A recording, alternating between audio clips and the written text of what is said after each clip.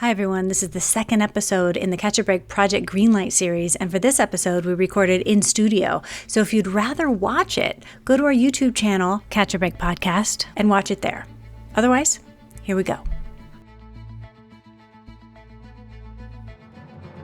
This is the Catch a Break Podcast, the insider's guide to breaking into and navigating the entertainment industry. I'm Julie Harris Oliver. You can find us at catchabreakpodcast.com and all the social media at catchabreakpod, as well as all the podcast places. The presenting sponsor of Season 4 of Catch a Break is Santa Clarita Studios, a full-service independent studio featuring 35 sound stages, an amazing new backlot featuring New York and LA downtown street, with interiors and an alley, fully furnished production office space, and suite-style executive offices, along with post-production space. Dedicated to providing an attentive and personally tailored experience for all their clients, Santa Clarita Studios offers rentals and services to meet any need and budget. Find them at santaclaritastudios.com. Hey, did you hear? There's a new streaming experience called Max, with everything from HBO Max, including HBO, the DC Universe, Adult Swim, together with TLC, Discovery, Food Network, and more. Max really has some of the best content out there. I mean, there's literally something for everyone in my household. Max, the one to watch. Subscription required. Visit max.com. We are continuing our Project Greenlight series where we talk to the cast and crew of Grey Matter and get the real behind the scenes of the behind the scenes. We're dropping these pretty fast, so if you want to start at the beginning, go back and start with episode 401. For this episode, I sat down with Jessica Francis Dukes, who plays Ayla in the film, and Seth Yanklewitz, the casting director. This was such a juicy conversation. I was still thinking about it days later. Let me know what you think. You're in for a treat. Okay, have a listen. Okay, guys, welcome to Catch a Break. This is the insider's guide to getting into and navigating the entertainment business. And I'm so excited about talking with the two of you today. We have talked to, in the process of this, tons of people who worked on Grey Matter, which is a film inside of Project Greenlight. And now we get to talk to the casting director and one of the leads. I'm so excited about it. So let me introduce you really quick and then we'll get into it, okay?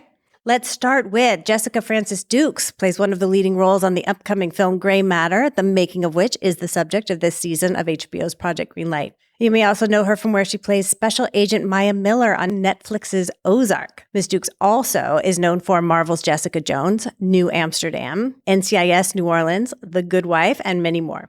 A theater veteran, Ms. Dukes just finished playing Millie Davis in Trouble in Mind on Broadway and is an Obie Award winner for Booty Candy at Playwrights Horizons Off-Broadway, an Adelco winner and a Drama League Awards Distinguished Performance nominee for the role of Vera in By the Way, Meet Vera Stark at the Signature Theater Off-Broadway, and more. And we should say you are nominated for 2 SAG Awards with the ensemble of the cast of Ozark. Yeah. Welcome. Thank you so much. I'm so excited to be here.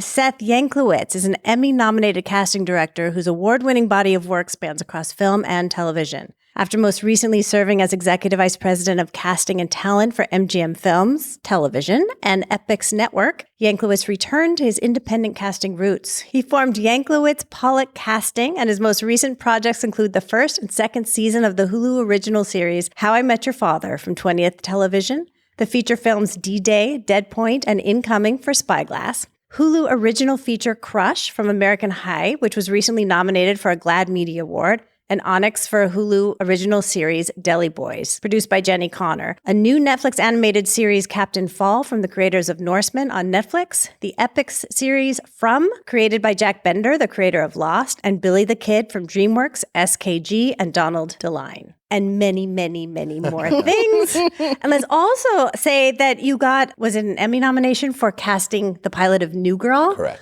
We were fangirling about that before we even started because what a cast! Thank Oh you. my God. Thanks. Incredible. I can't even imagine it with different people in it. Every moment was so delicious. It was magic. Yeah. I mean, they're all our best friends. Totally.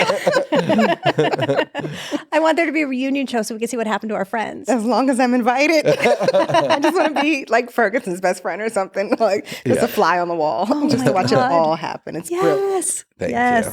Thanks. So welcome, both of you. Thank you. Thank you. So here's how we start our conversation. We ask everybody, what was your first job in the business and how did you get it?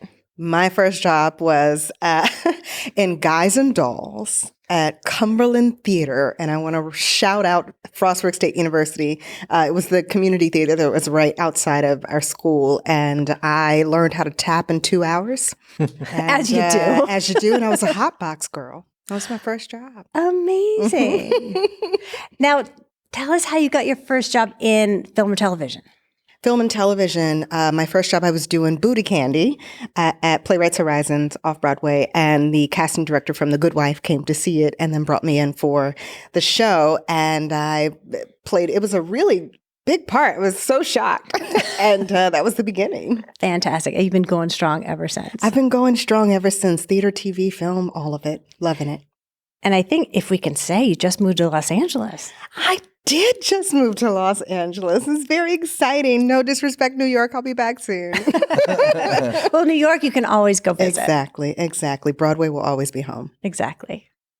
Seth? So my first job was an internship in commercial casting in New York City. I was studying at NYU Tisch School of the Arts. Go Violets. Yep, go Violets. And in your 6th semester, you get to do an internship, and it quickly turned into the receptionist and then an assistant and an associate, and sort of like grew and built from there. And then I wound up helping find the kid for the Disney movie, The Kid. We had done a search on the East Coast, and I was a bit mouthy and said to the heads of casting at Disney when they were in town for a callback, you're missing the kid. And they were basically like, who are you? And I was like, he's a year too young, but he's exactly what we're looking for. And you guys passed him up yesterday. And they said to me like, well, you better get him back in here for the director tomorrow. And so Spencer got the part. I had put him in commercials. And that was nervy. Yeah. I mean, I didn't know better, but it sort of is who I am for my whole career. So, and then my very, very first like true Hollywood job, I was the assistant to Bonnie Timmerman, who's one of like the grand dames of casting, who trained me. I was the West Coast assistant on Pearl Harbor, the movie. Yeah. Wow. Yeah. Not too shabby. Yeah. I got lucky. That's real good. And then I turned it into a career. Yeah. Wow. So you were an acting major. I did study acting. Which is actually what could there be better training to become a casting director? You know, it's funny, like a lot of people have this weird idea that casting directors are angry or frustrated or upset that they didn't make it actors. And I spent my whole life, as I'm sure, you did, all I wanted to do was be an actor. I did all the things. I went to Yale's summer program, and I was the only high school kid accepted that year. And I did Hotchkiss, which is a boarding school summer theater program, speech, everything. And the end of first semester, I went to NYU, and I was like, I don't want to be an actor. And they were like, great, just take a math or science class and we'll put you into the school. And I was like, I'm going to stay in the acting program. Turns out. Because I will not take a math or science class ever again in my life. Yeah. And that was, but yeah, I mean, the day I went into my first casting studio for a commercial as like the assistant or reader, whatever I was like, oh, this is it. Mm-hmm. I found it. That's amazing. Yeah, I got lucky. Yeah, that's awesome. Lucky. It's like, wow, that's my jam. Yeah. Okay, so let's talk about this Project Greenlight project and getting the call to audition, I assume. What went into your thinking of, yes, of course I'm going to audition for that film, but also I'm going to be in a reality show? Like what was that for you? Are you ready for this? So I didn't. Sometimes you get an audition in, and you look at the people and you go, yes. I want to work with that casting director. I want to work with that director. I want to work with these producers. This is great. And then let me read the script. Oh, this script is awesome. And then you forget to see that it's also a TV show called Project Greenlight. And so when I sent in the audition, I was just so in love with the script. I had for some reason, it just went right over my head of everything else that it was. And so my audition was strictly to get the role in the film because I loved it so much. I'm a sci-fi freak. Yeah. And it was just like, it was right up my alley. And it was one of those scripts that you read and you're like, this can't be anybody but me. Like, this is mine. This is mine, There's so many characters. This is a theater girl's dream. This is it. And then when I got the offer, my agents were like, yeah, so this is going to be this and you're going to do that. And I'm like, wait, what? It's a reality show. And so I was completely shocked. But I was game because technically being in theater, like you're always on. So it was fun. Seth, how was it for you? So I got recommended by someone to the producers to interview for the job. And for me, I was like, I've been doing this so long. It didn't bother me that there would potentially be a reality sort of feature to it. I just knew what I would have to do. But the idea of working for Issa, in her company was like first and foremost like a priority to me just because of what she's doing and sort of her message and the script. Like I got the job and still hadn't even met Miko. Oh, wow. So I like literally they were like, it's yours and come in today and meet Miko. So I was excited by the idea and a big part of my business, I love working with first-time directors, new-ish directors, right? Because they're so appreciative of the process and they put trust in you that others don't, right? But I loved Jeanette and Yolanda, the sort of film producers, like the minute I met them and I was like, it just like felt right. And then the script, I was like, oh, this is amazing. Like, this is awesome. And this mother-daughter relationship, like just needs to be told. So it didn't, I knew I could handle, if that's the right word, the reality side. Also, I knew I wasn't really the star of the reality show. Like, sure, they were going to take a lot of footage and I could wind up being in it for 3 minutes. And I was like, okay. Well, depending on how dramatic you want to be. Well, I just, I don't know, that table read. Yeah, true. Oh, we will get to the table. Don't you worry about that. Table read. The table read and the aftermath. I mean, if there's an the Emmy table for a read. table read. I can't wait to dig into the table read. I mean, you did that. But let's work our way up there. So did it affect how you did your job? I'm going to ask both of you this, but Seth, did it affect how you did the job knowing you had camera and mic on you all the time? You're acutely aware of a camera literally in your face, right? And look, I have sort of made a career of coloring just outside the line sometimes, right? Yeah. And so I knew that I just had to be me. Look, casting is one of those parts of our business that if the curtain was truly, truly pulled back, it could be a little scary to hear because we're talking about humans, right? And emotional beings and artists. And, sometimes we just have to talk in scientific terms about artists and it comes off a little rough. Did you censor how you talked about it? I didn't. I think I just was nice, honest, I didn't have to censor, I mean, certainly there were a couple moments, the table read aftermath, and stuff with that where I was just the true me of this is not how it's going to happen. But no. And everyone, there was never true high level drama, which sometimes you can get. And especially when you're dealing with studios and networks and different producers, you just have to navigate people. Again, I feel like I've been doing it a long time. And when you're an executive, you learn how to navigate people politically on the inside and as a casting director.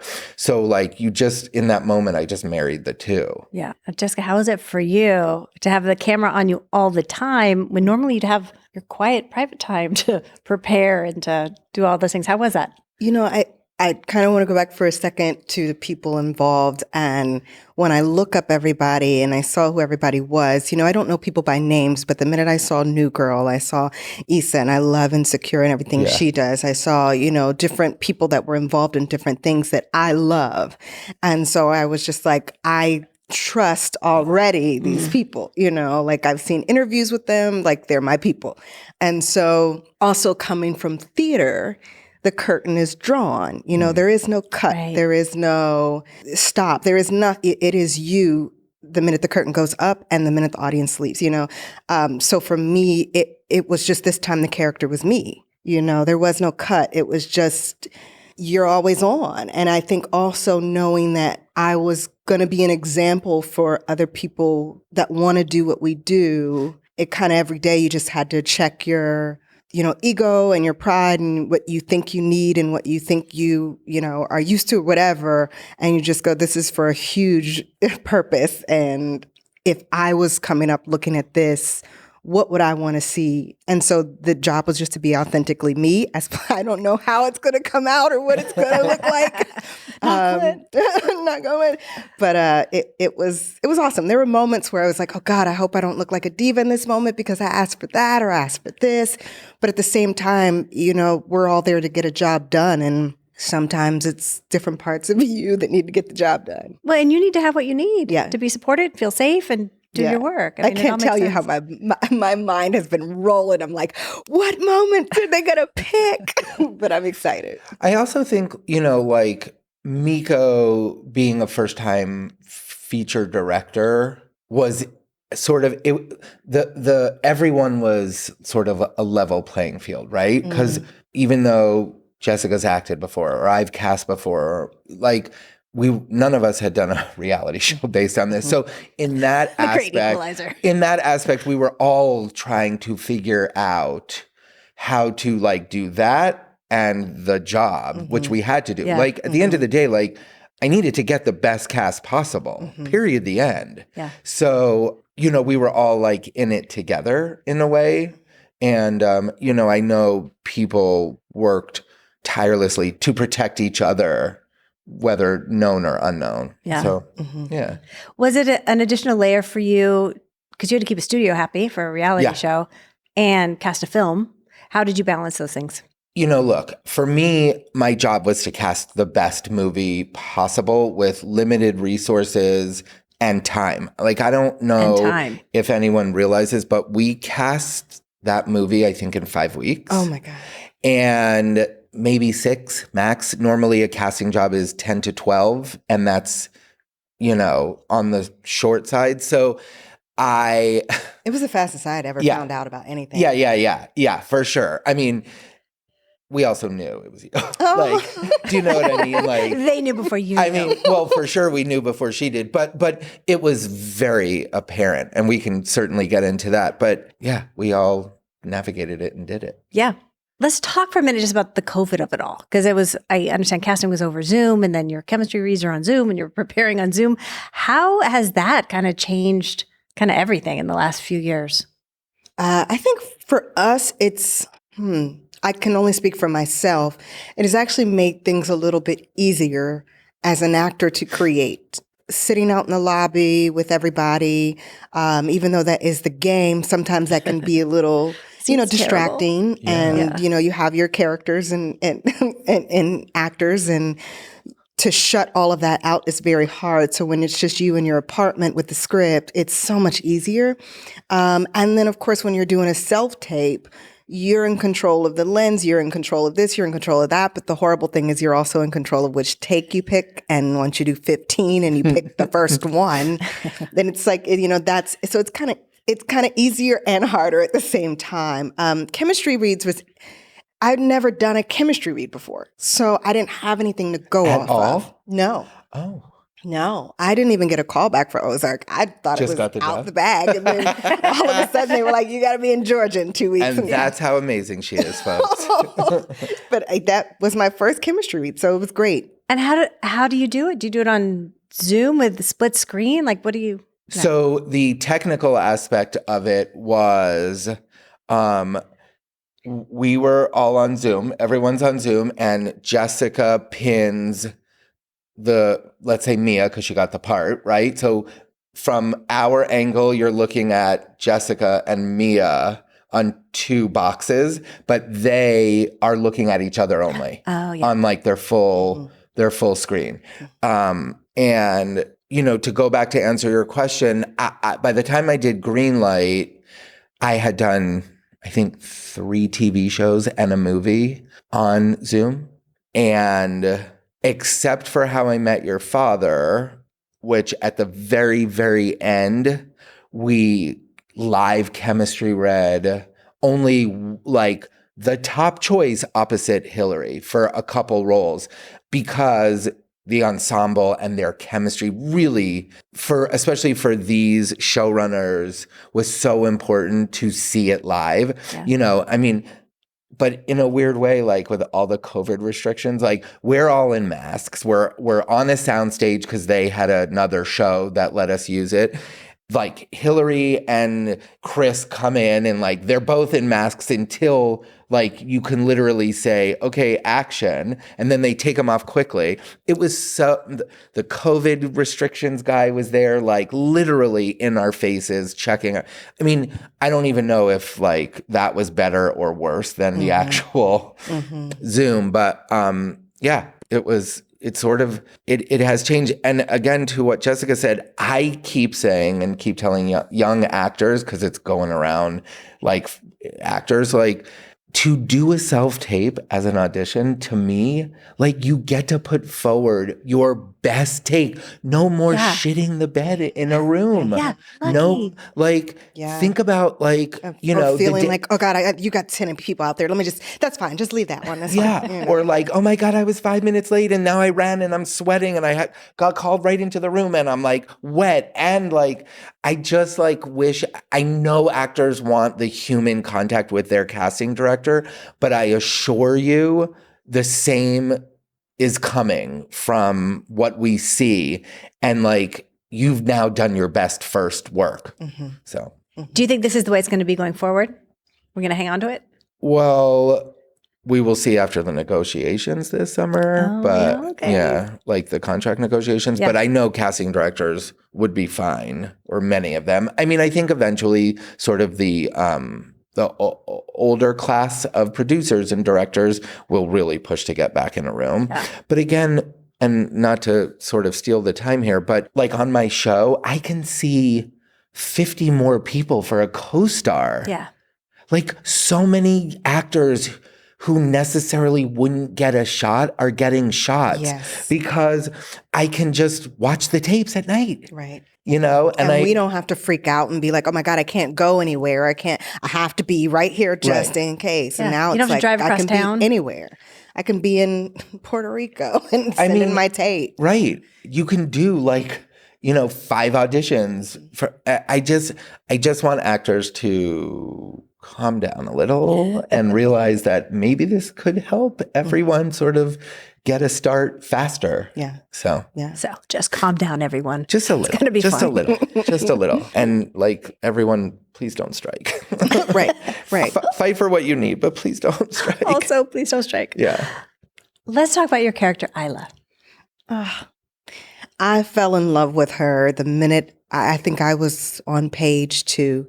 There are a lot of times when we read a role and we figure out who this person is, and there were so many parts of her that were me and the me that I needed work on. And so it was so easy to fall into her, especially in the middle of a pandemic, where we feel so vulnerable, it was just, she was like my skin. It felt great to read it. It felt great to do it. It felt great to drop into it. And then once we started shooting, I was like, oh, this is going to be hard. But it was great. It was so fulfilling. What do you mean she shared the parts of you that you need to work on? I always like to look at a character and find out what is the part of the character that I would never want to expose of myself, if that makes sense. The things that are private to me and the parts of Ayla that keep them protected, that have kept her secluded, that have kept her, away from what she feels is harm, I think is also something that I do. And the pandemic even made that even worse. I was one of those people that I had no problem not leaving my house. And people would go, girl, you got to just come on over. I'm fine. You can leave it outside the door. I don't want nothing to do with it. So there were so many things about her that I just found so beautifully, authentically dark and at the same time light. And I see that in myself. So I really, really, really felt her. How terrifying and thrilling that is at the same time. Yes. It's exposing. Yeah. And I remember thinking, what's her secret and what's my secret and all those things and who is her daughter really for her, and for me, it was just kind of like a deep dive into the soul. And I also was in a space that I felt safe to do that in. Miko made it very, very safe. And Mia also made it very, very safe to go there. And it was just, with Ayla, I got a chance to go to the darkest parts of me, the lightest parts of me, the funnest parts of me, all of it. Now, I haven't seen it yet, so forgive the naivete in my question. Didn't she have to play multiple characters, or did you have to play multiple characters, or you as her playing multiple? How did that work? All of that. She appears in multiple forms of herself, if that makes sense. She comes to her daughter in multiple versions of herself. It's almost used as a tool to bring her into her daughter's psyche in multiple ways. So I got a chance to play her in many lights and myself in many lights, a 1980s sitcom or a 1950s Leave It to Beaver or a complete, horror film and all these things. So it was, like I said in the first part of this, it was a theater girl's dream. Yeah. Now, I've interviewed a lot of the crew people. Every single one of them cannot stop talking about that sitcom scene and how great you were. And I imagine that's a completely different kind of acting. So to be playing a character who then is acting in a sitcom, like what did you have to go through to get there? Well, I think it's like when we audition, we look at it, the script, we go, is it multicam? Is it single cam?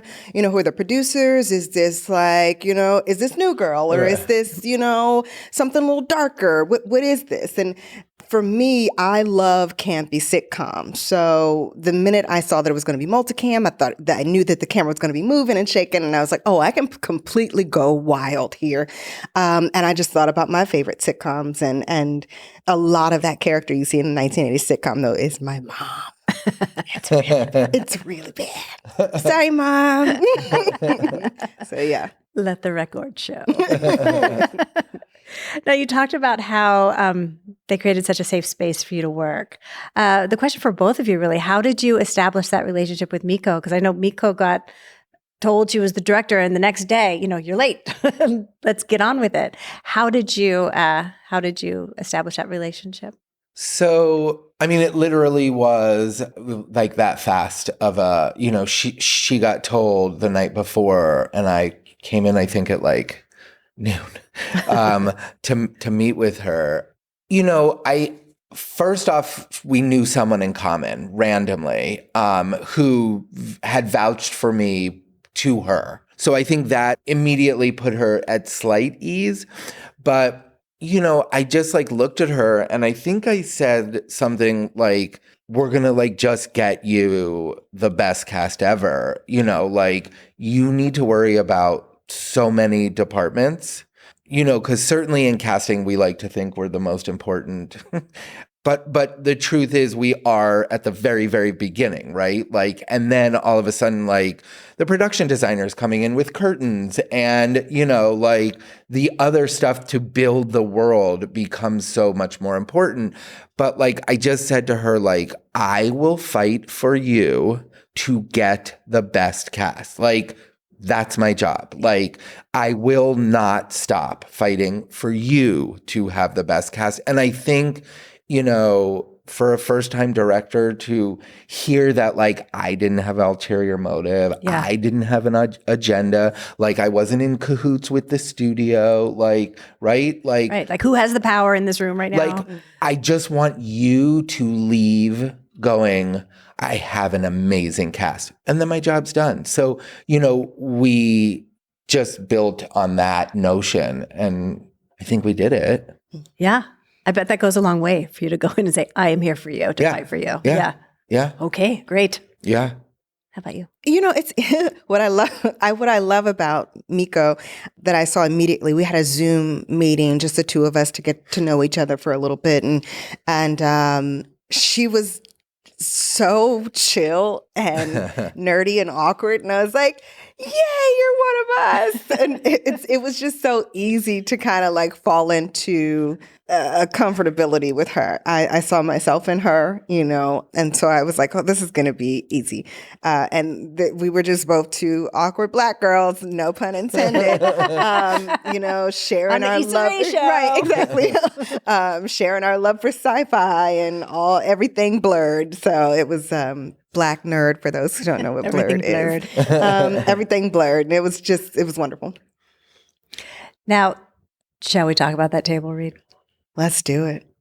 Why don't you tell me what happened the day of the table read? I had no clue the cameras were going to start right away. I think all of it was like, I was learning as I was going because it happened so fast. I think my audition was on a Monday. My callback with director and producers was on a Friday. My table read my chemistry read was that next Monday.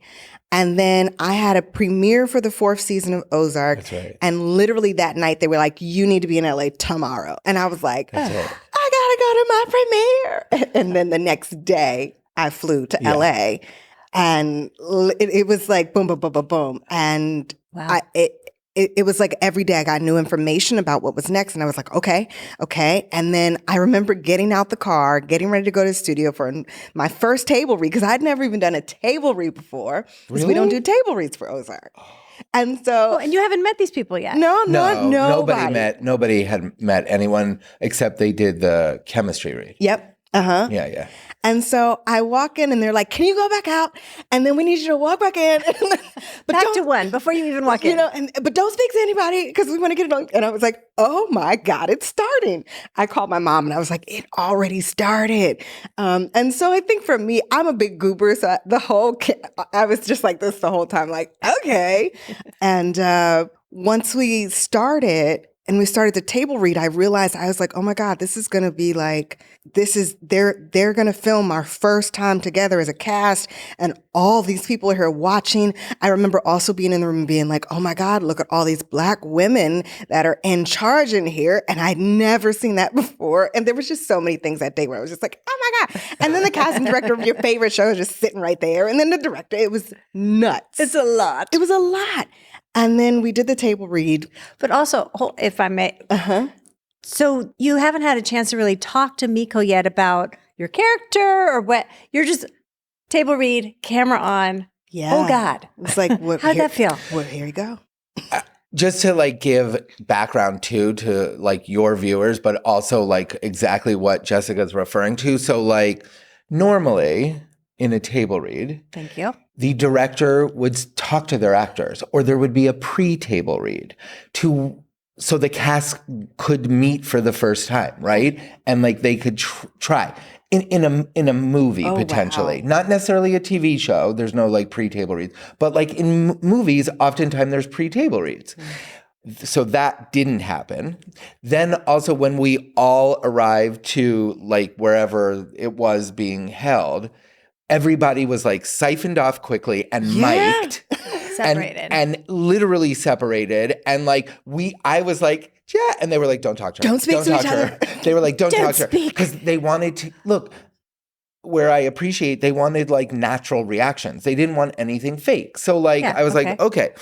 And so the casting director comes in, we set up the room, we get everybody ready. And normally like our jobs as casting people, we introduce everybody to each other. We make the room warm. We get everyone excited, and we couldn't have any of it. So like it felt sterile. Everybody was like on high alert. Some of the actors, not to bash agents, but some of the agents did not share with the actors that we were recording the table read. So like some people didn't know that. Right.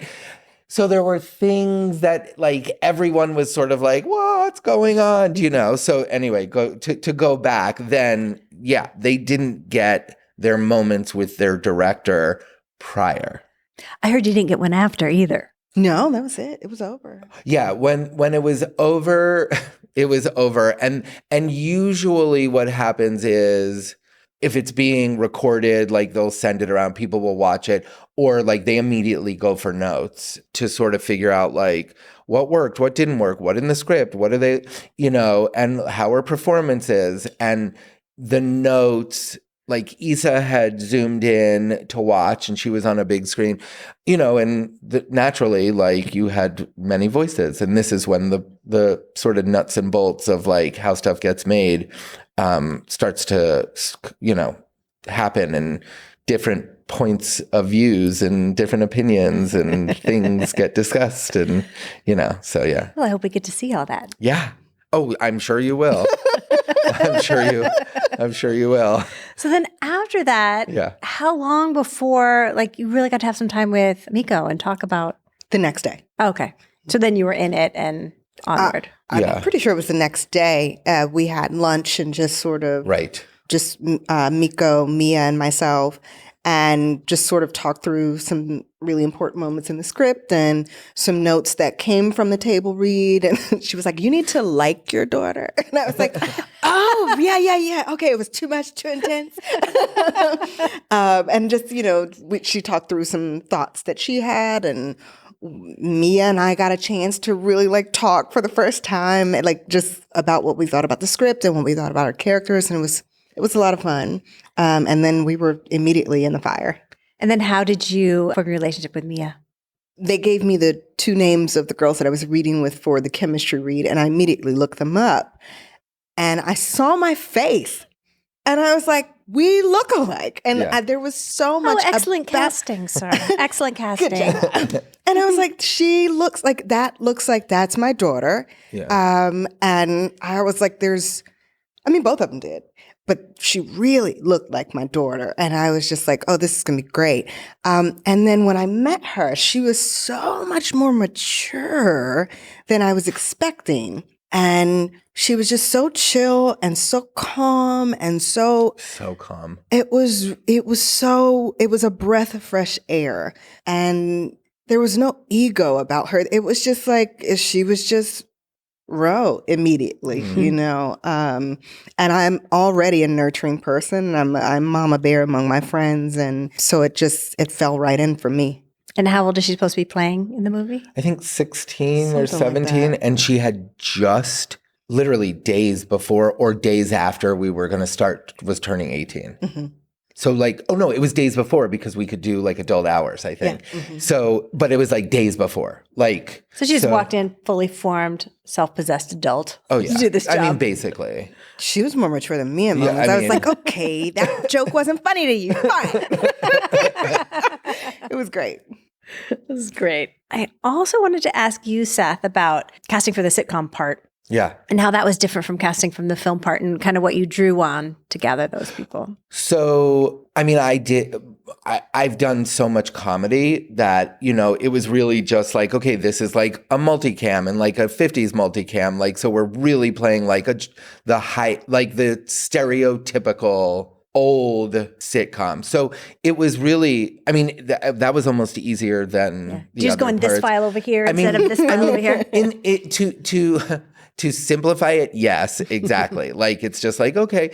But, there were so many factors of, again, budgets and timing and location and like, so you sort of just have to go on like your instincts and like, who do you know? And like Wendy Braun, who's in it, she's like actually a mom at my kid's school too. And there were just like things, that were quite easy. But the art of being a multicam actor is very different than a single cam television actor. Yeah. And usually like, theater actors translate to multicam very easily because they're used to like the stage and performing live and et cetera, et cetera. Bigger. Yeah. And the audience. Yes, and having the audience. So it wasn't necessarily hard. It was just, we had to get it very right and quickly. What was your favorite memory that happened on the show? I think they'll stick with you. Oh wow, that's a hard one for me. I think you'll see when you watch. It's a hard one. Every day was awesome. I don't know if I have an answer. Every day was awesome. I mean, of course, like any show, you have your, days where you're tired, you have this or that, the night shoots and all that other stuff. But there was something about this particular project, this particular character, working for the people I was working for. Just every day was a dream. You loved it. I loved every second of it, including the moments that I was like, I'm exhausted. Yeah. But it was just awesome. Yeah, how hard is that to switch to? I mean, it's got to be hard enough to work night shifts, were but as an actor, when you treacherous. really have to be on. Yeah, it's treacherous. It plays with your mind, but it also was great for the character. You know, it really messes with your mind when you're sitting in a house in the middle of the night, but it looks like day, you know, because of the lighting and everything. And you walk out and it's pitch black, but then you're getting home at 7 a.m. I know everybody in that hotel thought I was a prostitute. I know they did. Because the people at the front desk, every time I would walk in at 7, they'd be like, hey. But then you're sleeping during the day, and it's, if you can, and it was a lot. So you lose out on a lot of sleep. How do you take care of yourself and your instrument while you're doing that? I'm a massive fitness freak, as you'll probably see during this. So I worked out pretty heavy while I was doing it, and I kept myself on a very specific eating regimen that I knew would keep my energy going as well as my body going. So, do you have a team that helps you with that? No, but they were wonderful on set, and everyone, the producers and everybody, made sure they had my meal plan and all the other stuff to just make sure that I didn't crash. Yeah, important. Yeah. Seth, what's your favorite memory takeaway? There were like 2 or 3 moments where, you know, I had to sort of stick to my guns for Mia and like with Mia. And I'm glad we did because, you know, although I haven't seen the movie, I can pretty much guarantee like the ensemble is spot on together, right? Like, and I'm not saying that because like that was my job on it. I truly like, I can say honestly, like my one superpower as a casting person is when I really dig in, it's because like I know that I'm right. Like I just do. Like I can't do a lot of things in life. Like I cannot, right? But I know that like when I feel it in my soul and my guts that like you have to go with this person. And like the truth is Jessica was sort of like a no-brainer. Like once we like got auditions, so like it happened, right? But like the 2 girls, there was a lot of back and forth. And we just like said, like, I am telling you, it is Mia. She is a star. Like, and the other girl was amazing. And then I personally think like Garrett Dillahunt was just to have gotten him in such a low budget, like sort of with a first time director, you know, all the things that actors are scared of sometimes. He was just like, I love it. Like I'm into it. And, you know, it was one of those things like, however it comes out, like, again, I just feel like we got the right cast, everyone together, like this ensemble to me. And I'm glad, like, you know, I fought where I thought I needed to fight. And I use the word fight, but, you know, it's just strong conversation. In a very polite political. Yeah, and not real fighting. It's just like, it's the good fight, you know, like the artistic, like fight that we all in this business have when we're in these jobs. So what I'm getting is you can really read the people.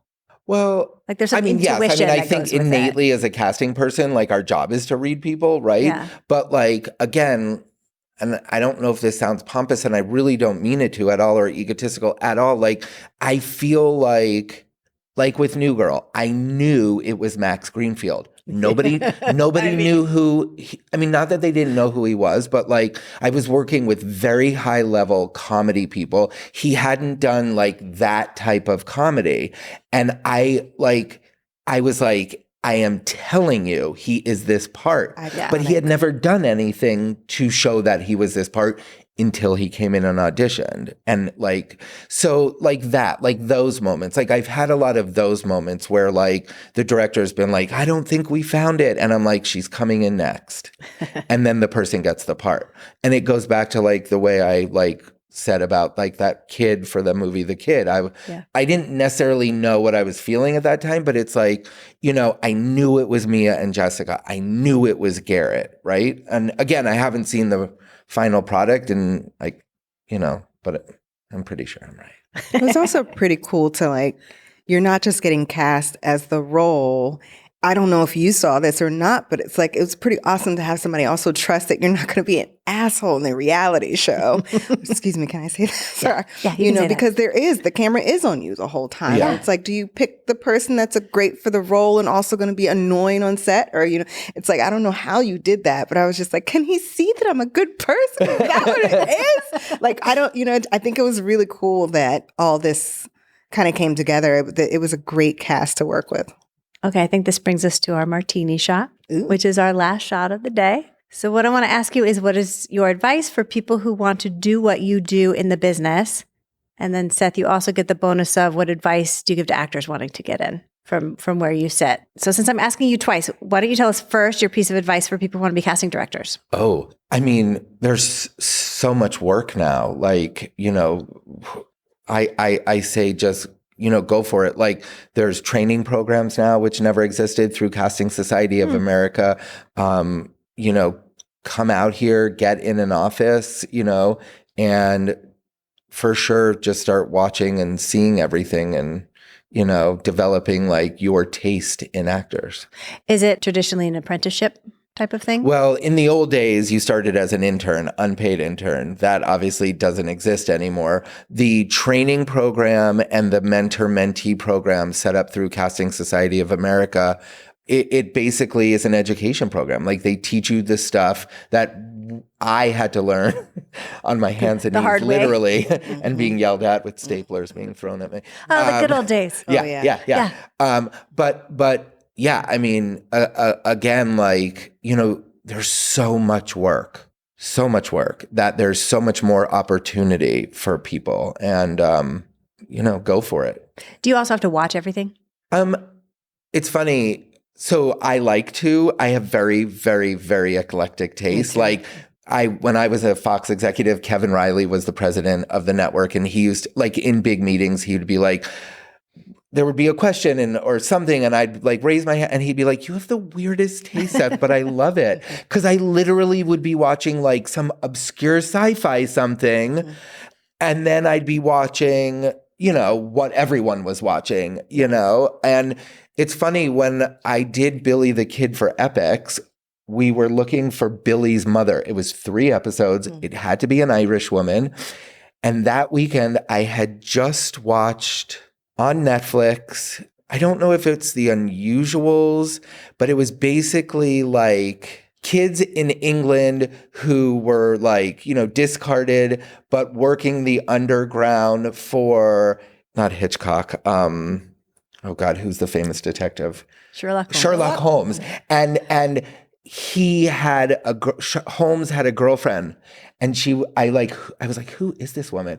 Found out who she was. She's an Irish actress, happened to be. She was available. I literally came back and I was like, I found who she is. She auditioned in Ireland in her parents' house on tape, and then a director session and everything later, she got the part.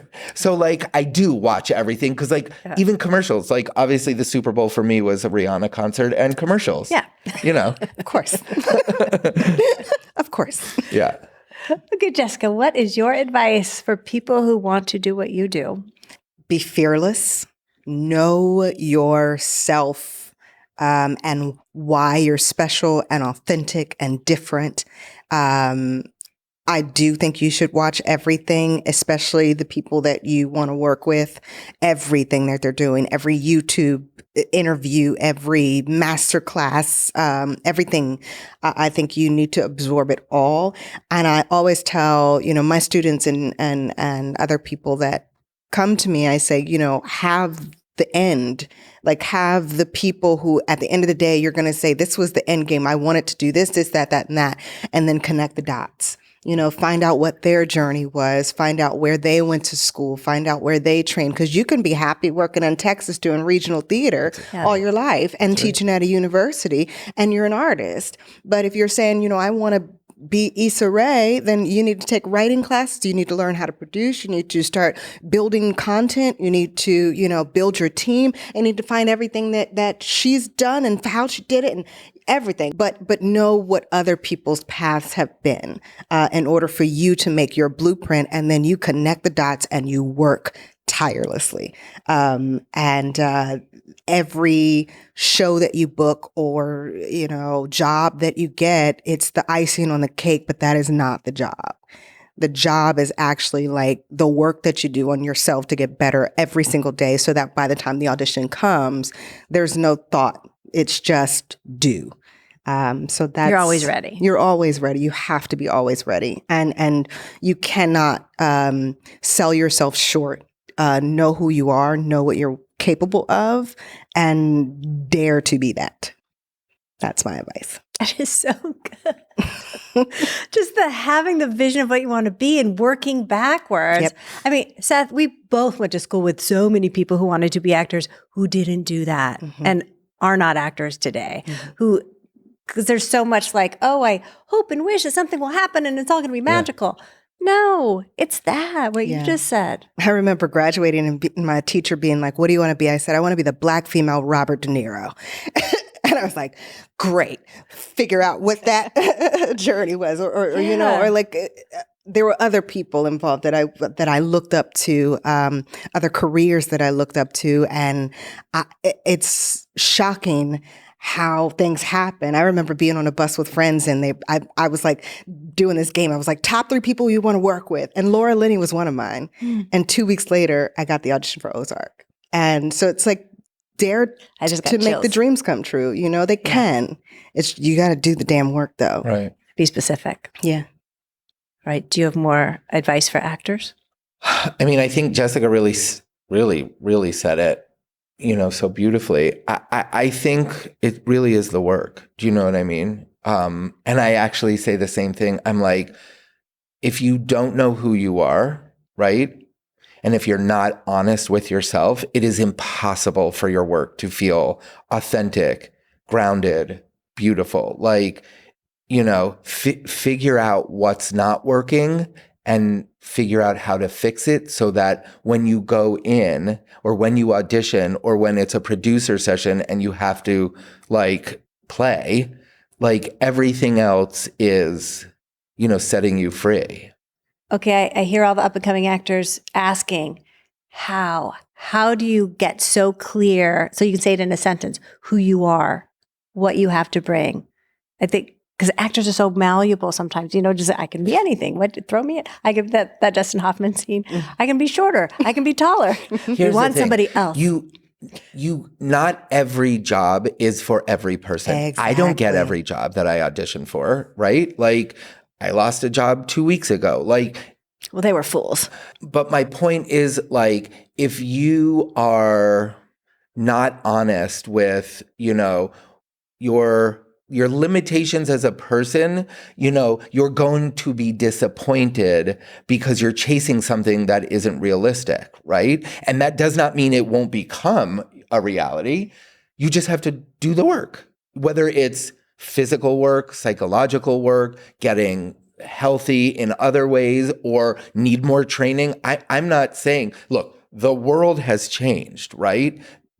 All different of everything is being accepted to be front and center in the camera. So no longer do people have to hide, but just be the healthiest, most capable, hardworking version of what you are. And again, you got to back it up with the work. You just do. Yeah. You do. And the work there's multiple versions of it. So the how, I think I can only speak for the actors, you're not booking, take a class. And I don't care if you have a master's already, or if you went to the best training school, or if you're not booking, there's something going on right now that maybe you just need to shake it out a little bit and get in another form of training or send some tapes. The other day I was like, I'm feeling a little stale. I want to send some self-tapes to a casting director who was willing to, just watch some self-tapes that were all very different and just give me sort of a refresher. And, I think there are some people out there to be like, well, actually a friend of mine, she was like, you got a series regular. You got this. You don't need that. And I'm like, but if I want to get better, which if we know everything, then we're done. If I don't want to get better, I'm done. There's nothing else to do. And I want to be the best, so that the train is never going to stop. And that's the work. And I think the self-work, again, like Seth was saying, like it's, one of my favorite authors of all time is Don Miguel Ruiz. And he has these amazing books, Mastery of Love and The Four Agreements and all these different, people quote them as self-help books, but they're self-get-to-know books in a way that I love stuff like that, where you're constantly asking yourself the hard questions and finding the answer. Do all the work. Yeah. I mean, that's what we're here for, right? Mm-hmm. Yeah. Like all the other stuff is icing on the cake, as you said, right? If, you got to sit and grind. Mm-hmm. Like, again, not to be cliche and sort of end on a cliche for me, but like, it is a business. Mm-hmm. Like, so like a doctor, like is constantly like learning new surgeries and equipment and materials. Like,